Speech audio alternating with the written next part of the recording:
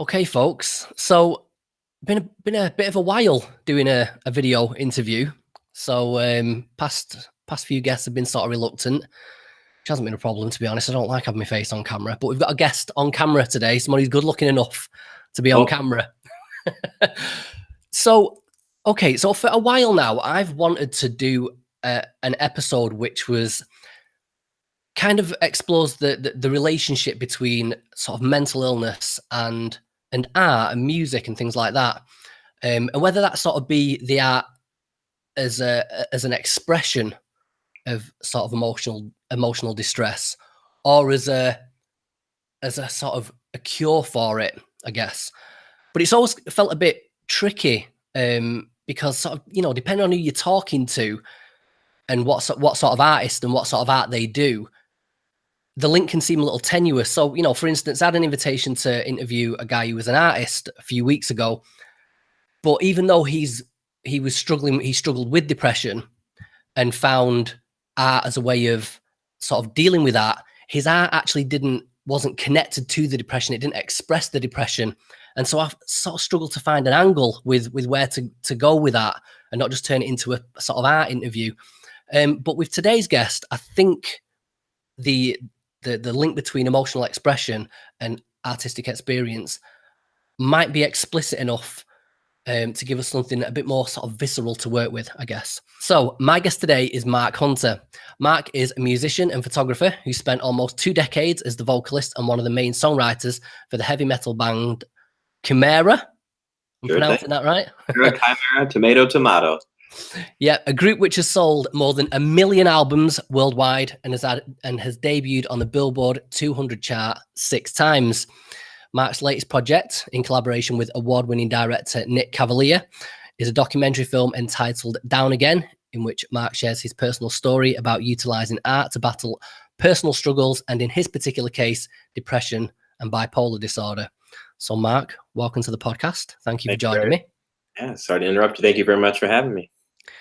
Right, I guess with this one, like I say, it's a bit of a new territory to explore for me, this one. And so we might be a bit all over the place, a bit sort of free flowing. But I guess a good place to start might be if we could go all the way back to the beginning and start with a sort of chicken and egg question. So my first question I'm interested in is, what came first for you, the music or the mental illness? I guess the metal or the mania. Let's go with that. I think they're simultaneous. That's kind of interesting. Yeah. And that sounds weird, but I was born with an ulcer. So I think there was something going on to give me, anxiety right off the rip. And my father was a musician. He played country music for quite a few famous country artists as well at the Grand Ole Opry. And so as far back as I can remember, I had music in my blood. I was performing on stages. I would get invited up onto stage. I'd be like there with, I remember John Schneider. He played Bo Duke in the Dukes of Hazzard. He was also a country musician, and my father was friends with him. I remember being like 2-3 years old on stage with this guy. I'm like, Wow. and so, but I also, the negative side, my father had quite a few inner demons himself, and I was a child of divorce. And that period up until I was probably 8 or 9 years old, when he moved away from the state, there was a lot of anxiety, a lot of fighting between the parents and stuff like this. And so I think early on it was a little bit more traumatic, and then manifested itself into something different by like high school or teen years and things like that. And I kind of touch on it in the movie, but I didn't really know for it to be a thing in my teens. I just figured I was like, I mean, what teenager isn't full of hormones and angry? And I guess it was the group I was with, maybe, because it just seemed that, I wasn't abnormal. But then I started to become a little a little higher up, I suppose, in the echelon of angry dudes in my class. And What do you mean by that? I mean, I how did guess I that just sort mean of? like I think you start off on like a phase where like, yeah, everyone's kind of angry, and then you're like, well, now I'm seemingly angrier and moodier and having more difficulties than everybody else. I kind of then it kind of picks up, and and I didn't really know what it was, but then somewhere like it started to kind of like flip between depression and anger, and it's like there was no in between. So I think as a cry for help, I don't really ever think that I have it in me to self-destruct, but I was taking more um, alcohol than a teenager probably should, and I was like kind of like intentionally like, oh, I'll show them kind of like attitude, and I'm like, yeah, if I think back at it now, I'm like, who? The long story short, it winds up is that this is a suicide attempt. So um, and maybe I just didn't want to admit that's what it was, or but I still just I still look at it more as a cry for help than a real legitimate wish to die. I think I wished for my pain and my fluctuation of mood swings to go away more than anything. And that led me to being set up with a mental health expert and led on to a path of trying various medications. And um, so, long story short, they were simultaneous. There is no chicken or egg, they just are. Yeah, it's interesting you say that. I sort of suspected this might be the case, but but before we get there, so how old were you when you went to see a mental health professional? And I and want to and, say I'm like 17 or 18, right in that time frame. and did you get a diagnosis? Hmm. To my recollection, it wasn't something that I was privy to. Okay. Right. Okay. Yeah, I was just wondering. Well, maybe have you ever had eventually got a diagnosis, like an official one? Yes. Right. Well, I say we'll come to that later. Then I Okay. guess we'll stick to we'll stick to the chronology at the moment. So Absolutely. yeah, I mean, we guess we're gonna sort of be. I'm gonna be veering into the realm of stereotype a little bit here, but Sure. like all stereotypes, maybe a grain of truth exists in there somewhere. Absolutely. I love stereotypes. It's not they don't offend me. I find them to be quite entertaining. Yeah. So, I mean, I'm a sort of outsider when it comes to metal music and any sort of like hardcore rock music. I was in a band back in the day, Mark, but we were we was like a Brit pop band. We was influenced by like Blur and Oasis and stuff. I did delve a little bit into it. Like we got into Corn. Well, let's say we got into Corn. We liked Freak on a Leash, Right. and but like Marilyn Manson. Remember Mechanical Animals when that album came out? That was quite an impressive little sojourn into that world, and a few others. But it's always from the out. I'm still an outsider to it. Never quite got into it, and it always seemed, and I guess still seems to a certain extent, a sort of an angry scene. A scene that's sort of populated by people. No, not by people that are angry. There's an angry, dark attitude around it.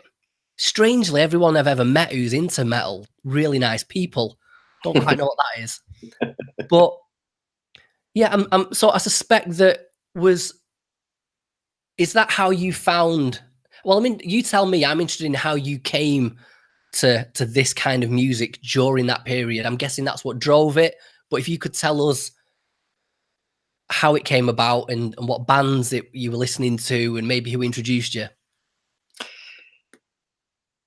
I had a friend that I was around 8 years old. I had a friend that up the street who had an older brother who had who was at the time. So we got to go back to the year. If I'm eight, that is 86.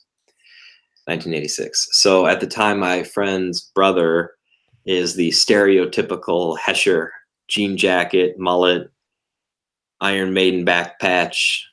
You know, what he looked like, and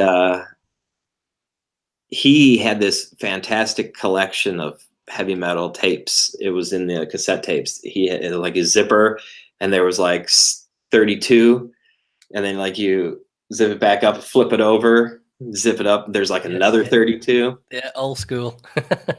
And through that, I learned about all these cool bands. And one of the first bands that I got into was Slayer. And hearing Angel of Death, there's this bridge part.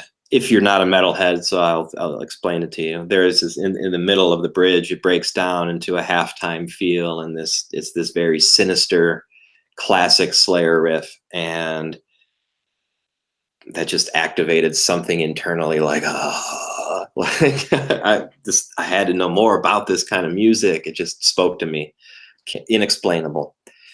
I learned about Metallica. I learned about Venom. Venom was a black metal band that influenced Slayer and Metallica. So he kind of would give me history where, we're just sitting out, me and his brother are hanging out in his room, and we kind of get a history lesson as you're listening to stuff. Well, if you like the Metallica stuff, you'll like the Venom. That's who they were influenced by. And if you like Venom, then you're going to like, and you kept going back and back. So eventually you're learning about Led Zeppelin, Pink Floyd, Black Sabbath. So I got a really great history lesson, and I wanted to buy all these tapes myself. And I think it was when I was a little older that I realized, like, once I wanted to buy instruments, like 14, 15. I wanted to buy instruments and learn how to play them. That really helped me connect to the music even deeper. And that's when I think it really started to kind of notice the connection of like, okay, I have these feelings. I can like play some drums for an hour, and kind of lost track of time and space, and I don't even remember what I was thinking about before. And you're in a different headspace. So teen years, definitely like learning how to play the music that I loved, I think helped me understand more about that I could use it as a tool for emotion, to enhance emotion, or perhaps suppress it in a way. I don't know if suppress is a good word, but you know what I mean. It's hard. I don't know what I'm trying to say. Like, it's like, you might have a bad feeling. It's not that you're suppressing it, but that you're listening to this music that makes you internalize it a different way. And you've taken a few steps back, and you're not as attached to it. So then you can kind of be a little bit clearer and focused when you're thinking and dealing with the situation. Never doesn't cure it. This kind of maybe helps you get to a better headspace where instead of being angry or upset, like, you can like maybe think about it a little differently if you can utilize it. I don't know. Yeah, well, I do. It's that essence of that experience that I want to sort of pick apart a bit more deeply, Sure. because you've got it from both perspectives of being a fan of the music, but then someone that actually got involved in the scene. But before we get to that, I've got to ask what made you make the leap from just enjoying metal to saying, let's start a band and let's do this and be serious about it. Seeing it. And what I mean by that is I would go to concerts, and some of them were on a national level, like Metallica or something, Slayer. But then I was also getting into some of these underground bands, and then I realized that, oh wow, I like hardcore music, and then like everyone loves this hardcore band named Integrity, and like, oh, Integrity's from Cleveland, this is where I live, and like, wait, the world likes Integrity, and they're from my hometown, and also my bass player Jim LaMarca was in a high school band called Sacrifix, and they would play like, they were like a Great Value. Well, you guys don't have Great Value over. Do you have Walmart over there? A Great Value brand? But anyway, they were With a discount band, Metallica. Yeah, they were discount Metallica. You're, right? it's good enough. It'll get the job done. And you're saving a lot of money by watching them instead of the real Metallica. So they that inspired me. I would start hanging around with Jim and his band, and I got to be a roadie for their drummer because I played drums at the time, so I knew how to set up a kit, and I knew if something went wrong, I could potentially fix it or help fix it. And I'm like, man, this is so cool. Like, these guys are only a couple grades older than me, and they're playing the kind of music I love. And look at this, like, everyone from high school is coming out to the shows and seeing them. And so that was more obtainable than like an integrity status. But like, whoa, how great would it be to be an integrity status? It's still achievable. Hmm. So at a young age, I kind of saw like this trajectory, and I'm like, all right, well, if I want to be in a local band, this is what it's going to take. And I see like we, play on the weekends, and you do open mic nights at bars and stuff like that. And then I wound up meeting the guys in Integrity and the singer Dwid, and learned a lot of the ropes of what it meant to be a regional touring band and a national touring band. And these guys would go out for 4 or 5 days, or maybe they would go out for 2 weeks, or maybe they would go to Europe for 2 weeks. I'm like, whoa. But yet he lived 30 minutes from me. I could go to his house. It was obtainable. So I never I lost my train of thought. No, I not never. I was very blessed to have these at a early age, these bands to look up to, and that were all in my neighborhood. We had quite a few hardcore bands that were popular that made it to an international level. Ringworm was another one. Apartment 213, and again, they're underground and hardcore bands. They're not like successful like Nelly or something at the time, but for me, I mean, they were just as big as Slayer in my eyes. I didn't have that gauge of. I just thought, whoa, okay, you're on a stage, you're playing metal, you're a huge band. That was pretty much my perception. Do you think it's sort of?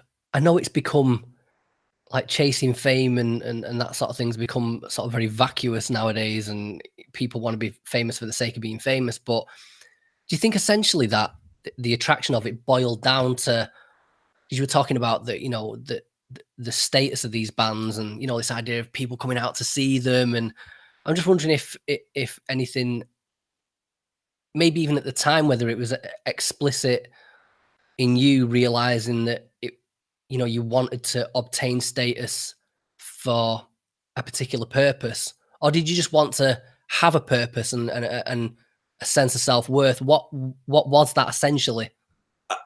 You hit the nail on the head with the latter. It's like a self-purpose thing. It's a reassurance that you're offering, like, your talent is meaningful to somebody. So that's a great feeling. And I actually hated like being recognized or something, or I didn't want the attention. Especially in my earlier days when I was just way more irritable. I didn't know how to deal with it. If like I was at the grocery store and a fan came up to me, it's like, oh God, they recognize me. That's pretty much how I felt. And I hated that I felt that way. Yeah. It wasn't like a fame where I think things are now, with a lot of this generation is very a little more fame oriented in a different manner. And yeah, for me, it was more or less like, I love this kind of music. I love to create this kind of music. And I love playing and performing and having people dig it. And it's a cool connection, and leave me alone afterwards. It's kind of like Henry Rollins in a way. Like, I hear a lot of Henry Rollins' spoken word, and he's just like, I want to be there for the performance, and then I want to disappear. And I'm not as extreme as him, but yeah, kind of like that. I'm just wondering whether, I mean, you're sort of similar generation to me, and I know that different countries, different cultures, but for us round here in Manchester, it was in South Manchester, it was very much like, back in the early 90s, the idea that you was ever going to grow up and be anything was sort of a ridiculous idea. But at the same time, there was no way of sort of attaining any sort of sense of self-worth. We were all just going to, graduate high school and go work in a factory or whatever. And, anyone that had any sort of hope, it was either football or being in a band. It was, Oasis and all that lot was going on. Was that maybe similar circumstances for you? Were you, sort of stuck in a rut? There was nowhere to go, and maybe music was a way out? No, I think I just genuinely, since probably I picked up an instrument, I've wanted to just do that. So I had tunnel vision. Everything else around me, I was oblivious to. Oh, my friends are going to college. Cool. Where? I don't care.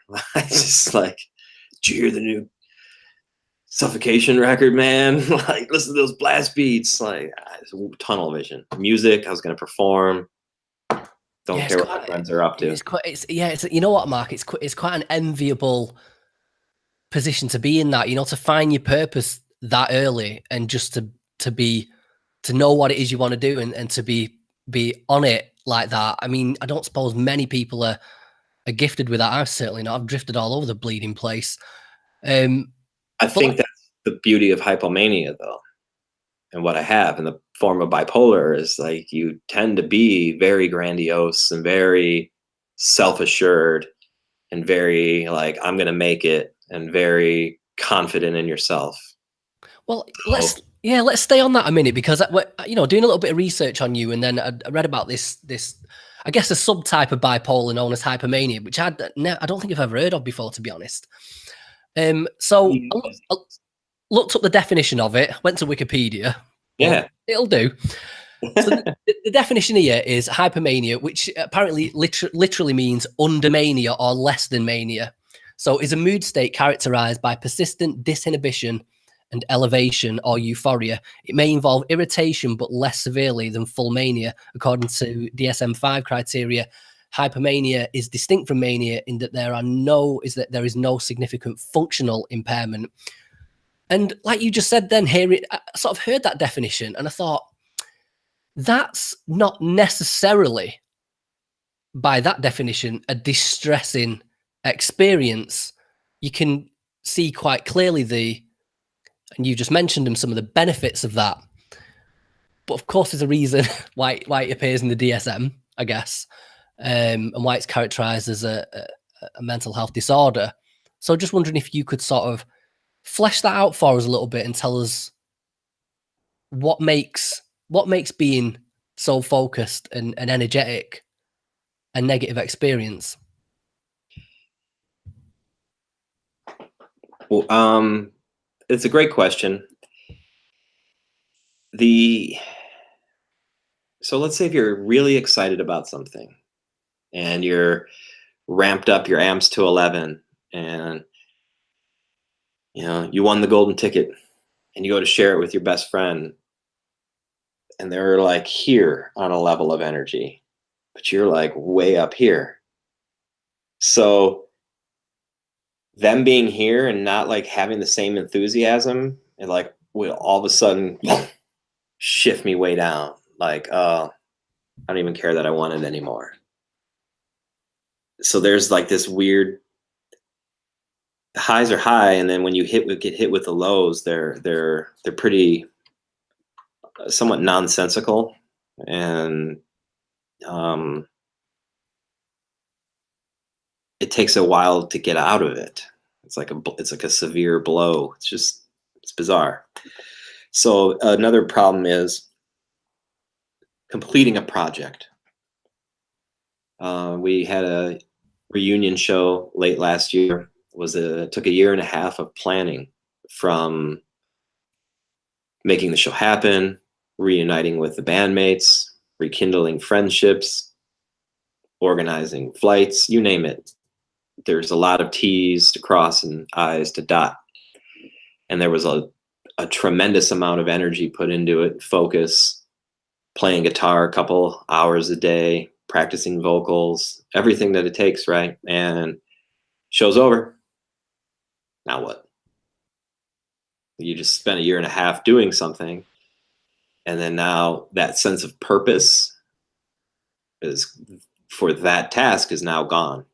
So that type of situation, for someone like me, it's debilitating in the way where it takes a minute for me to get myself grounded again, and like I got to come down from this crazy high of all that we just did, and then I got to be normal, but I also have to be, not so low because I'm missing all these chemicals from a show. um, that's like one way to describe it. So it's like you have to find a new sense of purpose, and sometimes it's not that easy. um, Especially How long does it last as well? How long is the the buzz. yeah, like the buzz, but then the come down from it afterwards? Like you say, you have this big project. Right. On completion, you're still sort of raring to go, but the project's fallen away from you. How long does it sort of take to come down from that as well? Yeah, it all depends. That particular concert, at least 3 months, but I was pretty like lost on what to do, and I was just scatterbrained. You know how when I'm sure you have Netflix, you kind of just comb around through it forever indefinitely, and you just keep picking things to put in your watch list, but you never go ahead and watch them. Yeah.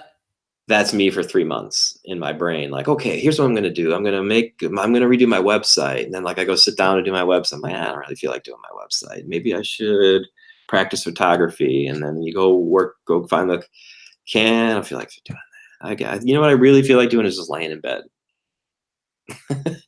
That's kind of where the lows go with me. It's like I don't know what to do. Well, kind of. I mean, I did preempt this, and we're kind of jumping around all over the place. But we're just gonna go with this. So I've got to ask Mark. I mean, so listeners that don't know, so you was in this band Chimaira for almost 20 years, various lineup changes, and then called it quits in about 2014, I believe, and then a few shows in between, and then this sort of big reunion show for Christmas 2017. Now, based on everything you've just said, and the research I've done on you guys, you've got this sort of this hardcore fan base of people that absolutely adore you and consider you guys, legendary in the metal scene. And I'm wondering if that's the case, you've got this project that you mentioned. Surely you've got the fan base there to have that on tap. I mean, you could go. You could be constantly working, constantly doing this music in this band, receive as much or as little adoration as you like. As you say, I guess with metal, you're able to, the scene's big enough to get the adoration, but small enough to sort of keep it at arm's length, which sounds, on the face of it, to me at least, sort of the perfect scenario, that balance between purpose, sense of self-worth, just having something to do, achieving things. Why walk away from that knowing that you struggle with, well, being stuck in your own head and having nothing to do?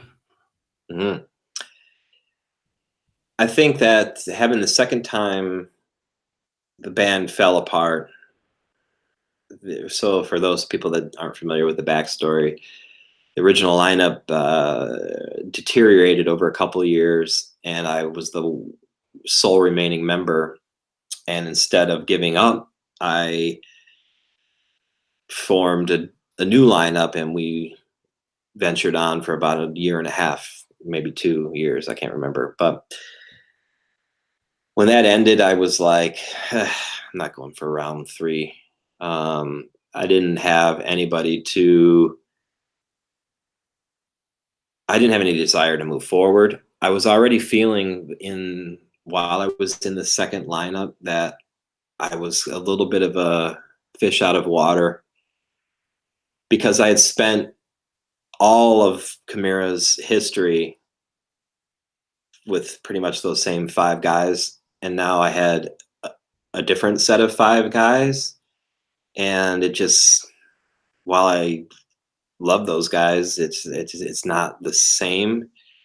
And I kept struggling in my head, like, we shouldn't be calling this Chimaira or something. Like, it just, I felt like an imposter. I felt like we were imposters. So doing Chimaira with anybody besides the 5 guys that we're all used to seeing, just didn't feel the same.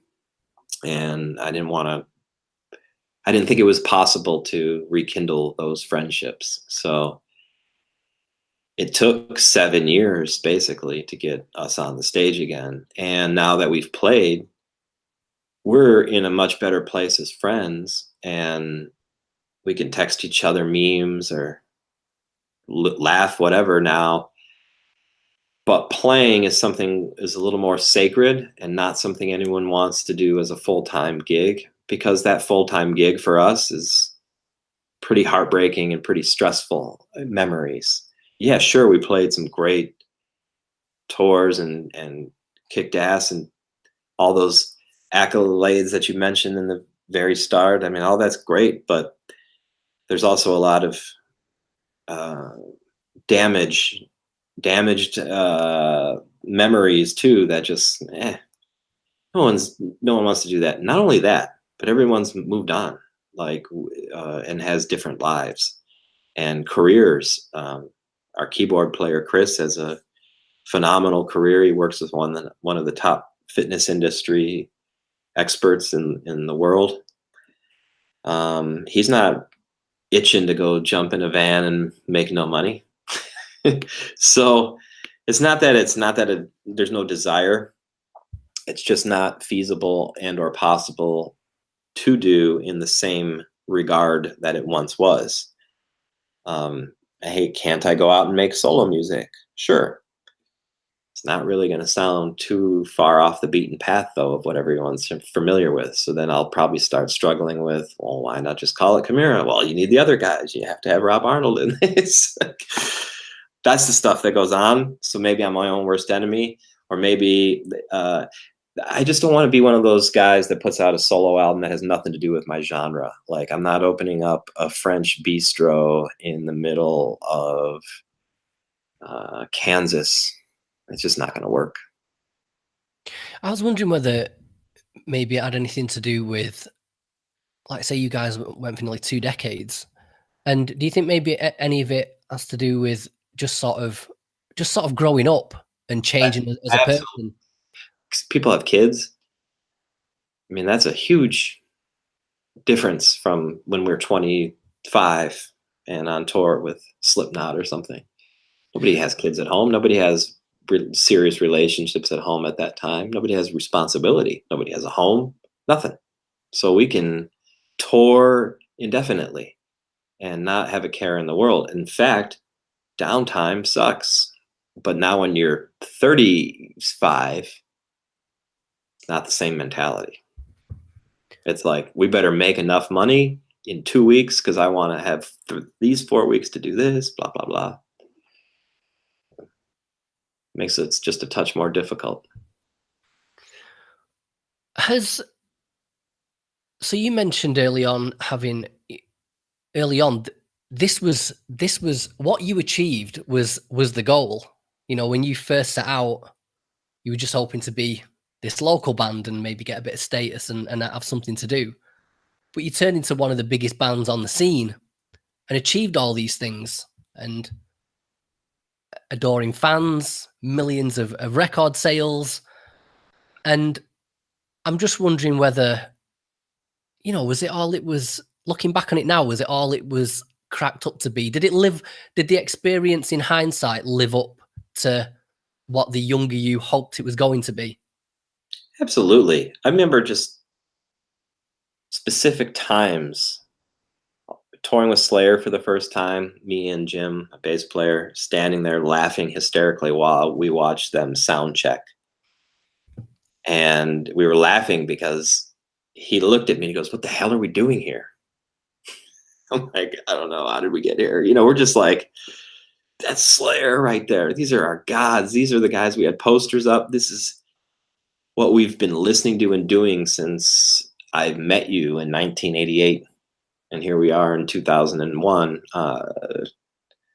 That's insane. So,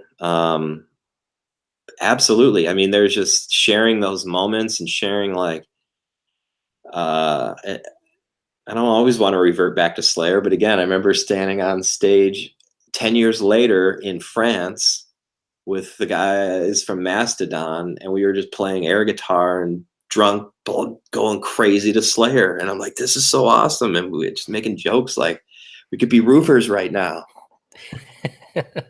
Right? It's like this is the coolest job ever. So yeah, absolutely.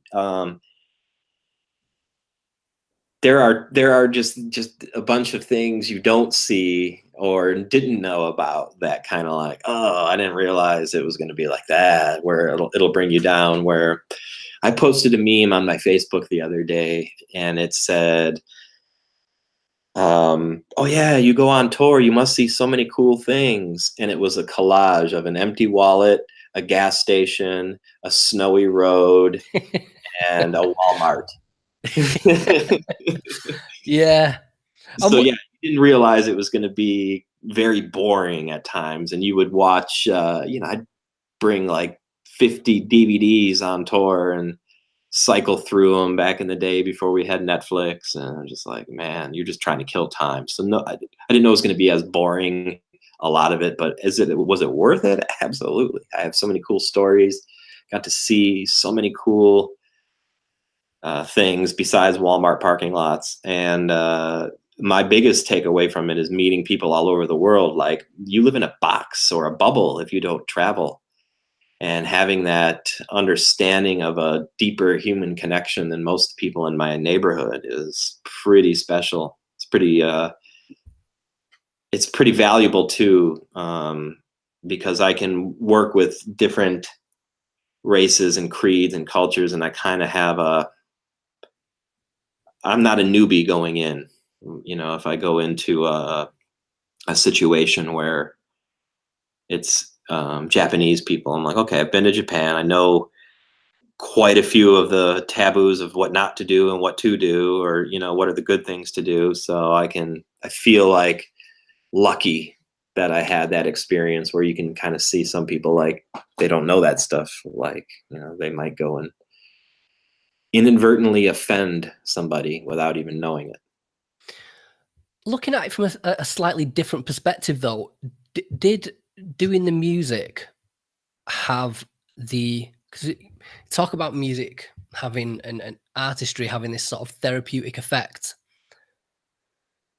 What interests me about particularly the metal scene and metal music is I understand that it sort of works as an expression maybe of sort of inner turmoil, but at the same time, I wonder whether being in that scene sort of perpetuates the problem as well at the same time.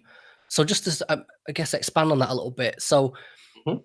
with, actually, so let me just bring up a few of these. So just brought up some of these Chimaira song titles. Okay, which I know they require a sort of deeper analysis, but Of course, yeah. but we've got titles so like Wrapped in Violence, Worthless, This Present Darkness, The Venom Inside, Secrets of the Dead, Pure Hatred, Pleasure in Pain, Impending Doom, Born in Blood. And it's all very much these dark themes of, suffering and death.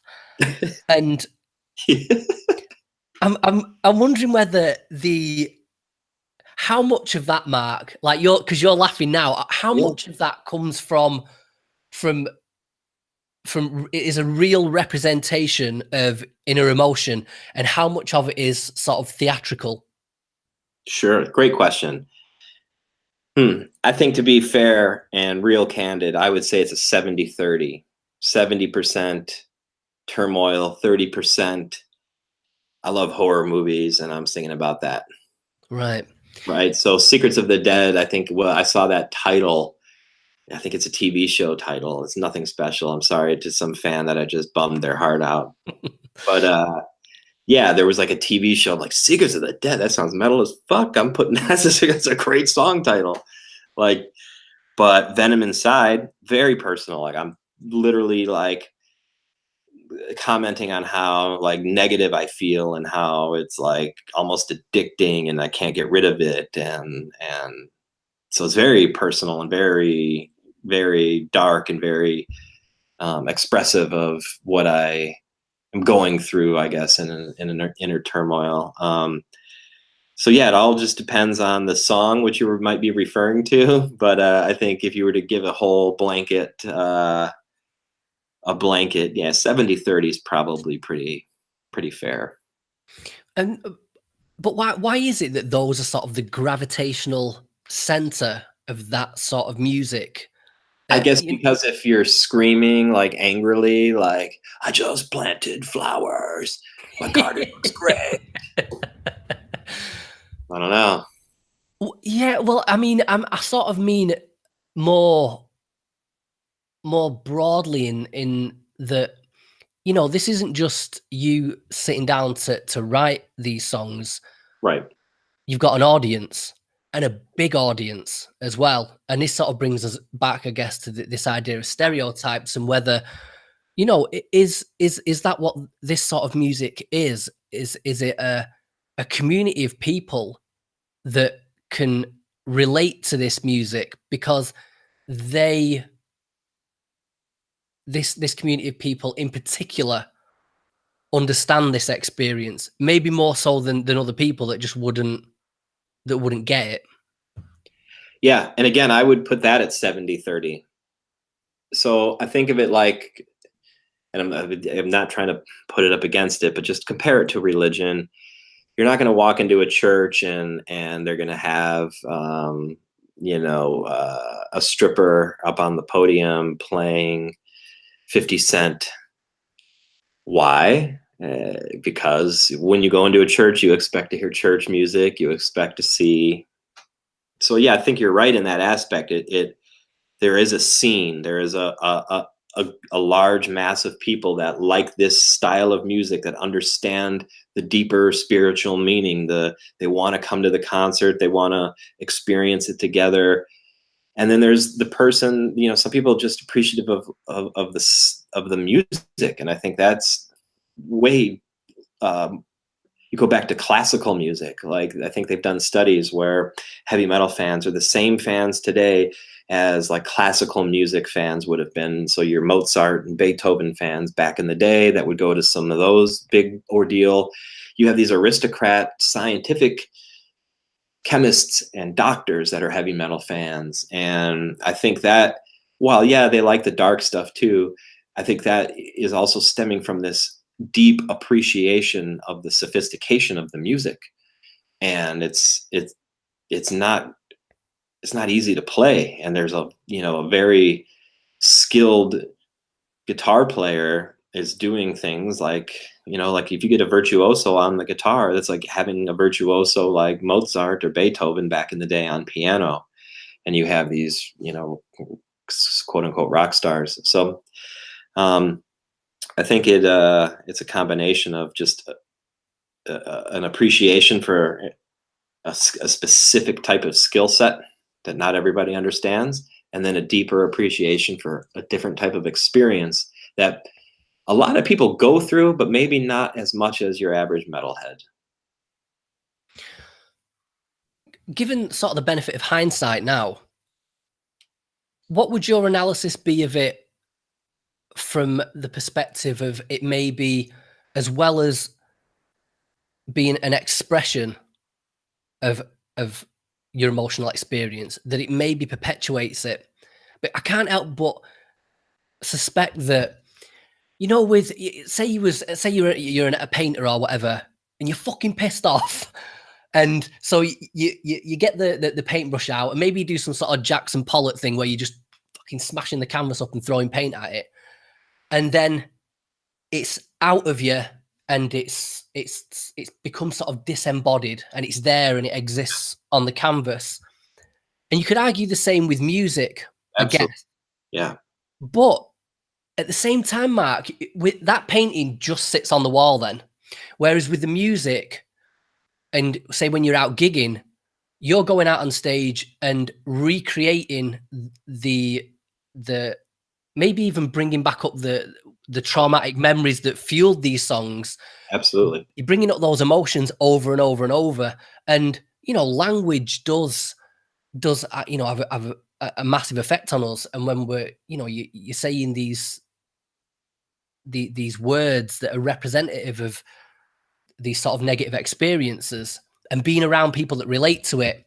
And as well, I guess, with metal not being as appreciated as mainstream music, it's not funded as well. And, you know, you're talking about sort of being on the road in sort of, you know, maybe dingy circumstances. I'm wondering at the end of it all, how much of it proved to be therapeutic versus how much of it maybe, like I say, perpetuated the problem, being immersed in it. Nah, that's a great question. I think it definitely fixes it for me. I'm not sure about anyone else, but for me, like just how you eloquently described it is like basically existentializing it. It's like, hey, I can kind of, and also like a callus or like a fighter, or a guitar player callousing your fingers over and over again, it hurts less. You know, the more you keep playing it, the more you keep doing it, and you're better at it. You're better at controlling it. You're better at the motions. You're better at dealing with it. So maybe the next time you deal with a situation that's similar, you're a little more equipped to handle it mentally and physically. Because again, if it mentally affects you, it's going to affect you physically. That's just the nature of the game. Yeah, I guess as well. I mean, I've just thought as well, and another thing I kept reading in the forums with people saying about you guys, and in a Reddit AMA you did, people constantly saying, like, Mark, your music, this song, it helped me do Right. whatever. I guess it has got a, you know, you take those negative experiences and then you transform them into something positive, so that, you know, something that existed within you that was sort of tearing you down, you put it out in the world and it builds other people up. Yes. So yeah, that's pretty cool. That's what music did for me, and I kind of touch on that. And Down Again is like a band like Alice in Chains, or some of these not so as metal bands, but a little more. Because a lot of metal in the 80s and 90s was a little bit more political, or you know, mountains and wizards. But when grunge came, there was a little more this dark pain, and that just, whoa, that spoke to my soul, and like how it helped me. I felt less alone.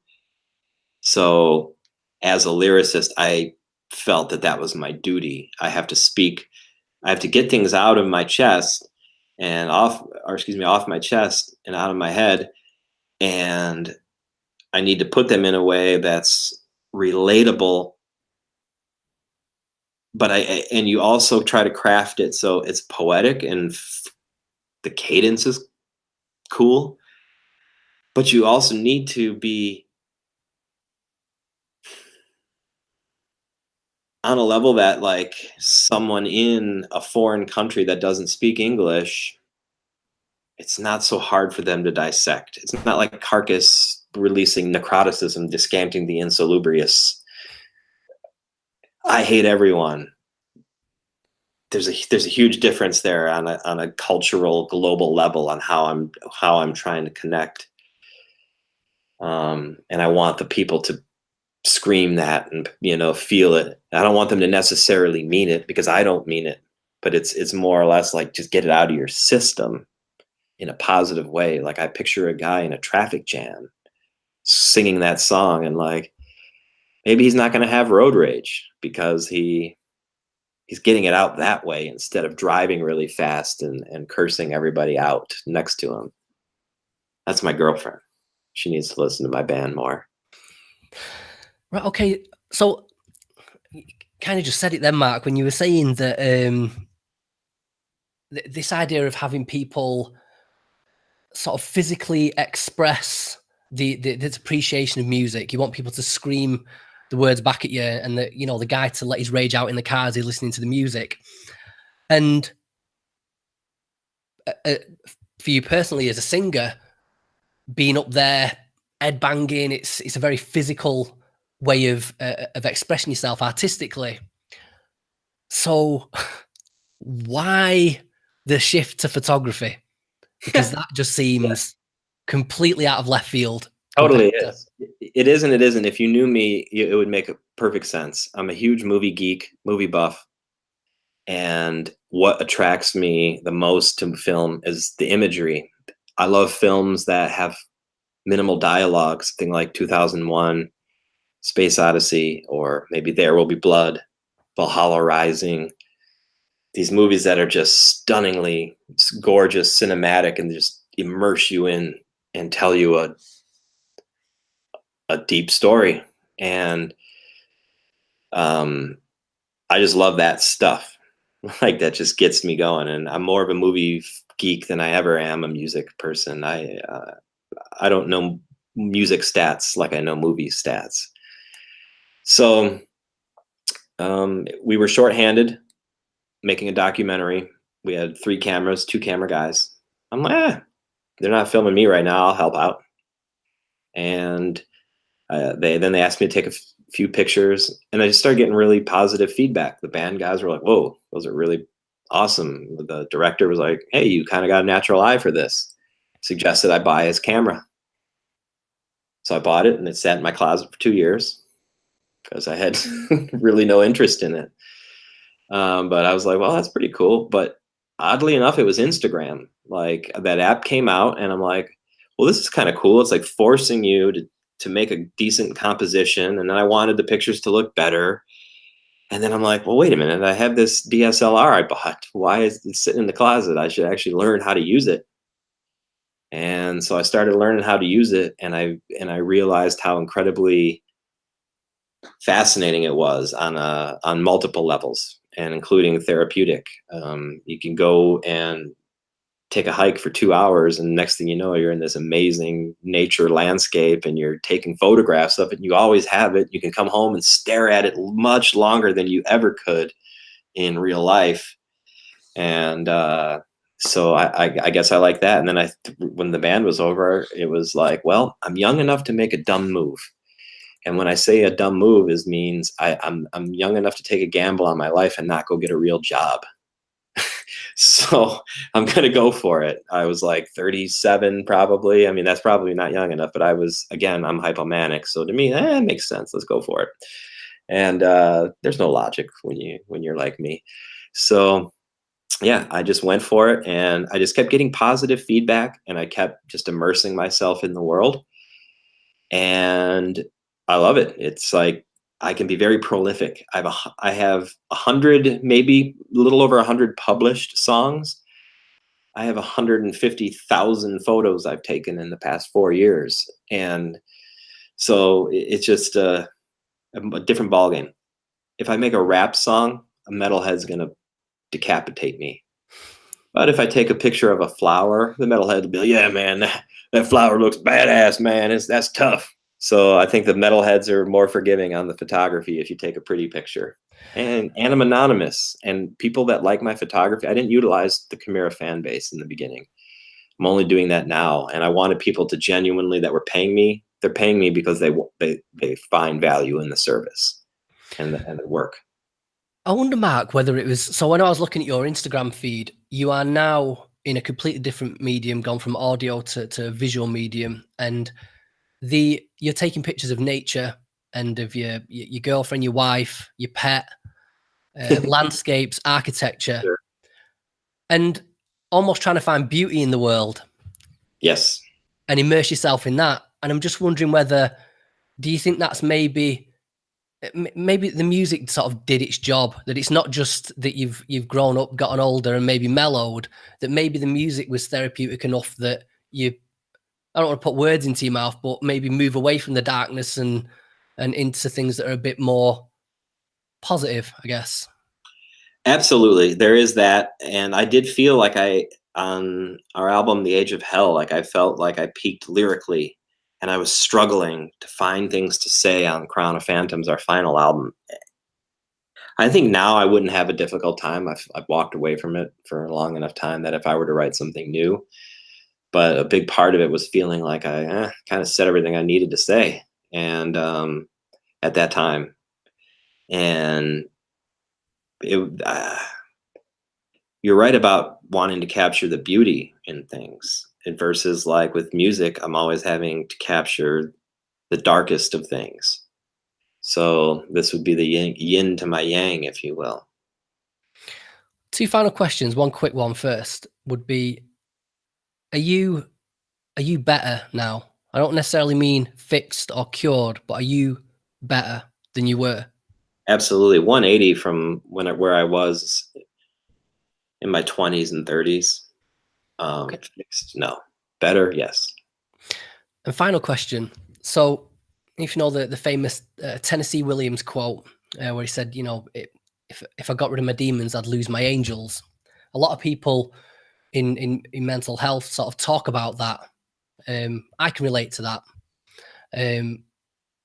But just from a slightly different angle, I'm wondering whether the being what you've been, doing what you've done, having this band, the musician, the artistry, all the experiences you've had, if the price of that, which it probably was from what you were saying, was to be dealing with this bipolar and this hypomania, the things that drove you to do it in the first place, was it worth it? Or if you could go back, wave a magic wand, whatever, and have a slightly more, still the ups and downs, but a slightly more mellow life, but get rid of the extremes, would you go for that? I don't think so. I think the extremes are what make it necessary. Like, and I don't want to be known as an asshole because that's not my character. Like, I have been, and it's not who I like to be. But everyone said Steve Jobs was an asshole, but without bipolar, he does not create these things. He does not have this insane driven, I'm going to do this. You're crazy. Like, if I'm at 17 years old and I'm like, I am going to be in a metal band, we're going to tour the world, I sound like a lunatic. And if you're getting in my way, then I'm going to be an asshole. I can't see how we get to where I'm talking to you right now any other way, unfortunately. I mean, I wish I could have been nicer to some people in hindsight, and I am a lot nicer now because I can control that side of me.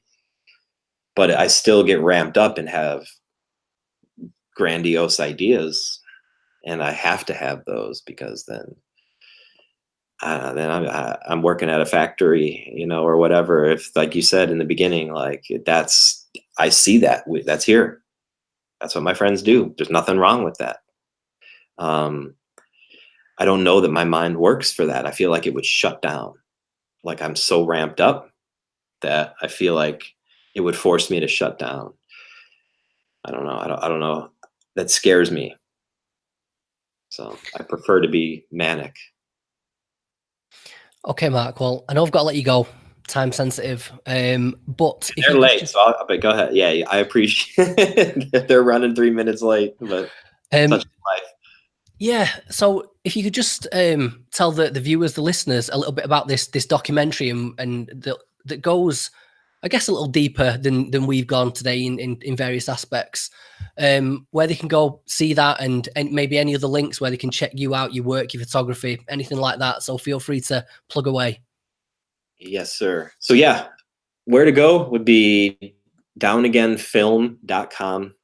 If you go to downagain.com, then you're going to accidentally get somebody's LinkedIn page. So make sure it's downagainfilm.com. And we've put everything up there, interviews, all of our teasers. There's the full versions of the songs, which you can't see in the film.